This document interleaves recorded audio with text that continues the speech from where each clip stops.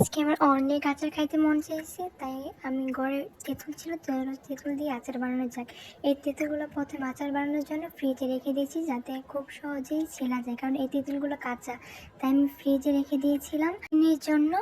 এর ফলে এগুলো ছিলতে খুবই সহজ, মানে খুবই তাড়াতাড়ি ছিলা যায়। এই তো আমি সবগুলো এখন ছিলে নিয়েছি একে একে।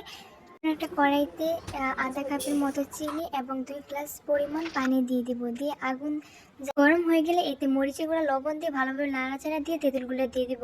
কালার আসার জন্য এই জায়গায় আমি মরিচের গুঁড়া দিয়েছি। এখন অন্য একটা কড়াইতে তুমি গরম মশলা ভেজে নিব করে নিয়েছি।